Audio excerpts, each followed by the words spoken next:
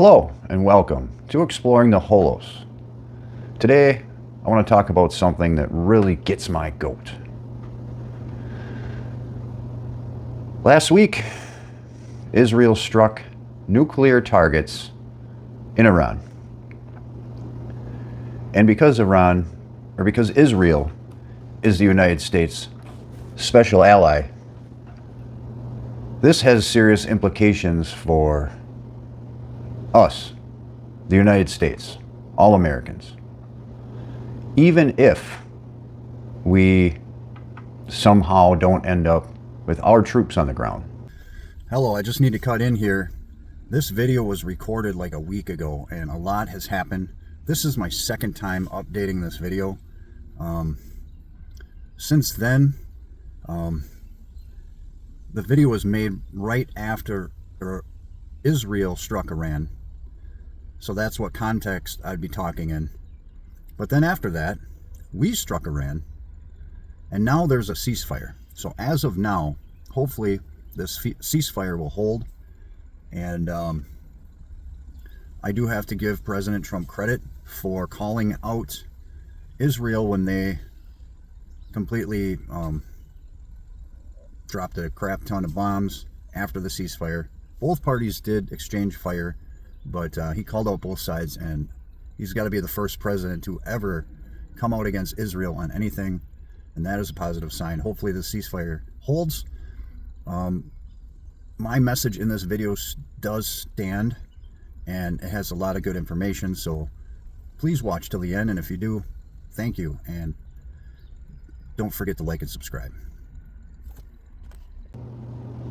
We are going to end up paying for this. First off, almost guaranteed, there's going to be reduced oil production from Iran because the people normally working in the oil fields will be running for their lives. And so that will drive up costs here because there will be less supply in the market for oil. That's how it works. If there's more supply in the market, the prices go down. And this will cause shipping costs to rise in this country.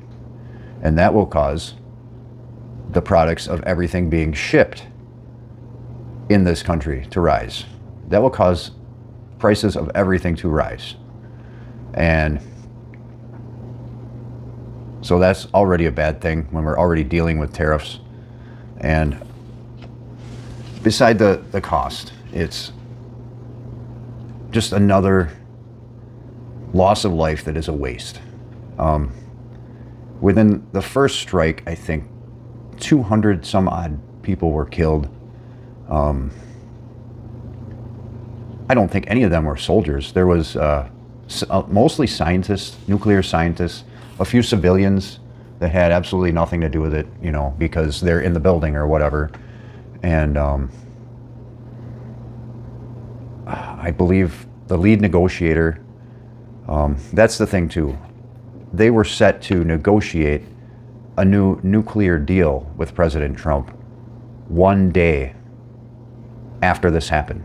So the day that I was doing those protests, that was supposed to be a peace/nuclear deal negotiation. And that day, that negotiator was already killed by Israel.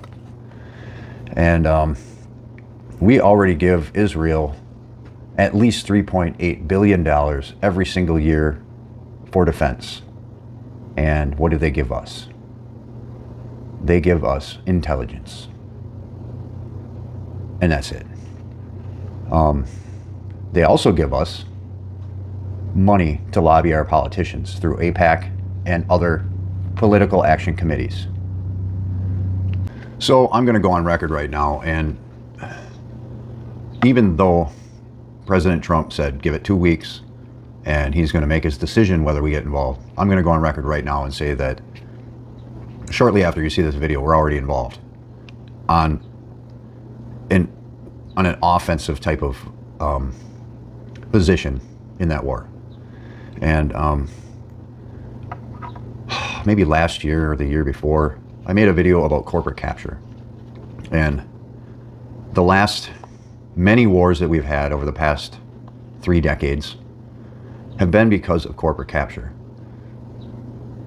They use lies to convince the American people that these wars are necessary when the actual goal of these wars is either expansion of the Israeli empire or to make money for weapons contractors, or both. In this country, we have a serious problem with our politicians being bought. It's like an open auction for our politicians. We need to get back to a government where the politicians are actually representatives of the voters. Right now, the politicians don't care about the voters after they get into office. They care about who is signing their checks. And a lot of people don't believe this. And I see it as completely obvious because I have a lot of friends and parents who watch mainstream media. And I'm not just talking about Fox. I'm talking about MSNBC and CNN. There's very few. Maybe PBS would be a little bit more like fair and balanced or whatever, but they're trying to defund that and get rid of that.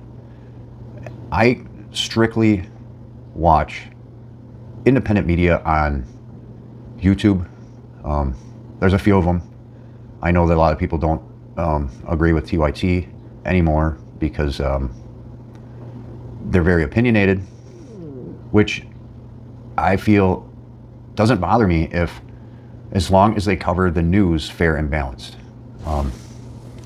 Different people on that show have different opinions. They argue it out, and that's just their opinion. But they do cover the facts first. They cover the facts, and then they let their opinion be known. As long as I can sort out what the facts are from them, that's fine with me. But I will not watch or believe any corporate media because they're all paid by their advertisers. If you're watching a newscast that has commercials for an advertiser, they are going to tell you the message that that advertiser wants you to hear. That's how it works. And the politicians do the same thing. They're going to tell the news people what their lobbyists and their supporters, their donors want to hear, because they are the boss. They're the ones writing the checks. It's all about money.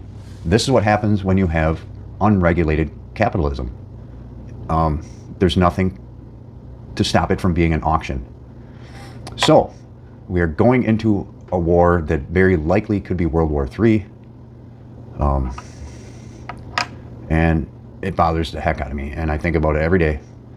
And I don't think it's going to help anybody's financial situation that is an actual regular American just trying to get by. It's only going to help the rich and the weapons contractors and possibly like the oil and gas companies, because they can drive up their prices now. Also, talking about Israel, Epstein. They were supposed to release these Epstein files about Jeffrey Epstein. It's not a foregone conclusion, but my belief is that he was working for Israel to get dirt on our politicians, and that was his job. They say he was like some kind of investor or something, and he's like a genius or whatever. I don't think a genius would be putting himself in that position that he put himself in. He got blackmail on very powerful people, which sounds pretty dangerous. And I think if you have more than a double-digit IQ, you can understand that these people are eventually going to try to get you. But I believe that he was working for Israel to make it easier for them to get our politicians to do what Israel wanted them to do. Because sometimes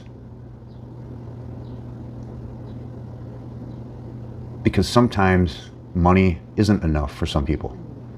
Some people can't be bought, and they want to make sure that if they can't be bought, they can be blackmailed. So I mean, that's not a proven thing, but that's my theory on the Epstein thing. And that's why we'll probably never see that 90% of our politicians are in the Epstein files. And I believe that he was hired by Benjamin Netanyahu.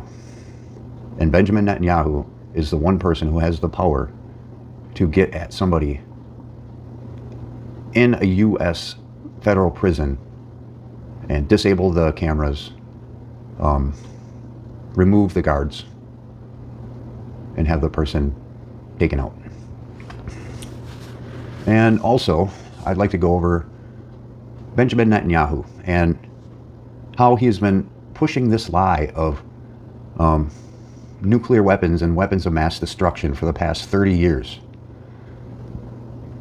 About a week back, Jon Stewart did I think it was Jon Stewart, Daily Show, did a compilation of Benjamin Netanyahu speeches where he was talking about Iran having a nuclear weapon within days or just around the corner, just around the bend.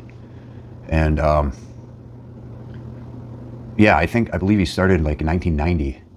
And like every couple of years, we gotta attack Iran right now. It's gonna be too late. They almost have a full enrichment. They're gonna have a nuclear weapon. And I don't think that they ever had a nuclear weapon or were even close. They may have had nuclear centrifuges because they wanted to have nuclear power so that they could use all their oil production for selling, so they have revenue. They wanted to keep their power. They want to keep their country powered with nuclear energy, which many nations do. We let them do it. And if they did get a nuclear weapon, that was just going to be to deter Israel, because Israel has nuclear weapons. They have no defense from Israel, and Israel is attacking every country around them. They're off their rails right now. And but yeah, I mean, if you had this country that was a neighbor to you and they're attacking everybody, and they kept talking about attacking you, and they kept trying to get a world superpower to attack you, wouldn't you want to get a deterrent? Anyways, I don't think that they ever had a nuclear weapon, because that's the same argument that Netanyahu used to try to get us to attack Iraq, even though a lot of people assume that Iraq had something to do with 9/11. I feel that if anybody has the motive for 9/11, it would probably be Netanyahu, because that totally worked to get us into attacking Afghanistan, and it helped us get to attack Iraq. These are all areas that Israel wanted to expand into. Syria, their government was overthrown. Assad's regime was overthrown. What did Israel do? They went in there and they took some of that land for themselves.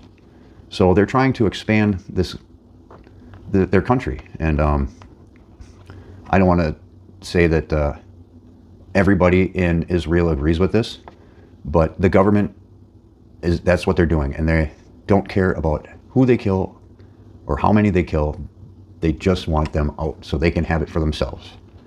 And they're willing to pay a lot of money to our politicians. But when you think about it, it's a good return on investment. We give them nearly $4 billion every single year. Last year, it was way more than that. I think it was like $300 billion or something after Biden got done with them.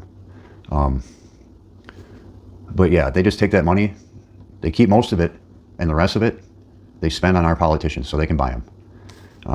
It's disgusting when I think my paycheck, my taxes are going to kill innocent people. It drives me crazy. It's like our government is actually working for a foreign country, and it's got to be stopped. And the last thing I want to go over is why they have this excuse in the first place that attack Iran's nuclear sites. When Obama was president, he and John Kerry, they made a great nuclear deal with Iran, and it was working. They didn't do any kind of nuclear energy or uranium enrichment at that time. And when Trump became president the first time, one of the first things he did was tear up that deal. And because Benjamin Netanyahu hated it, he wanted an excuse. He wanted an excuse to attack Iran. And if we had a nuclear deal in there where we could send people in there and make sure that they weren't enriching uranium, that took that excuse away from him. So he hated it. So that is why he gave money to Trump, to get Trump to win. And that was the deal Trump made with him. Okay, I'll rip this up then. So his excuse was, oh, it was a bad deal, but it worked. It was working. And he was never able to get another deal to keep peace. So I hope that goes down as one of Trump's great failures, that he couldn't get a deal like Obama did. And he had his chance. Hey, if he comes back within the next 2 weeks with a nuclear deal, I will go on this channel and I'll give him credit. But I don't think that's going to happen. And I had hope when he was getting planes from Qatar and all these countries that were not friendly with Israel, when I seen him kind of giving them more support, I was hopeful. But now it doesn't look like anything's going to happen. So my position on this is, I just wish they'd work something out. I hope that we don't get involved. And yeah, I hope honestly that there's some way that, because I heard today that Iran said that they're still willing to take the diplomatic route, and you got to give them credit for being so restrained. When they strike back, it's very minimal. And it seems like they're always willing to come up with a deal, but they're just not given the chance because of the preemptive strikes of Israel. Israel just does not want a deal. They want war. And I don't think that that's a good ally to have. So if you believe like me that war is terrible, you can go to unitedagainstwar.com. And the plan here is that we're going to sign a pledge to not vote for any politician who votes yes on this war. There have been a few politicians who have put resolutions up in Congress that have not been voted on yet. Bernie Sanders being one, a war power resolution that has not been voted on yet. And I believe the Republican Thomas Massie, who is a Republican that I respect, not because I agree with his views all the time, but because he seems to not be corrupt. He seems to do what his voters put him there to do, and he will not back down from Trump or anybody. He is also against this war, and he is also putting up his own war powers resolution that still has not been voted on yet.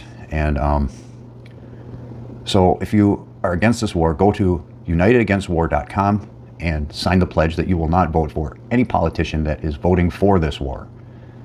And I already signed it, and I will not vote for, let's say, the next presidential race comes up and Gavin Newsom or the other war hawk, Pete Buttigieg, are the Democratic nominee for president. If they vote for this war, I'm either not going to vote or I will vote third party. I can't. It's disgusting. And I'm pretty sure that one of those two, because I don't think Kamala Harris has a chance, I'm pretty sure it's going to be Gavin Newsom or Pete Buttigieg.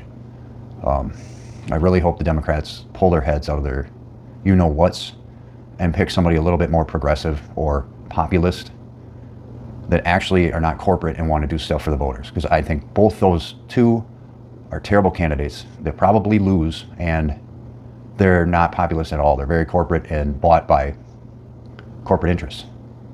So that's all I got to say about that. I hope that peace wins the day. You know what they say, peace sells, but who's buying?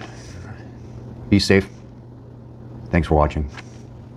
Ad Astra, my friends.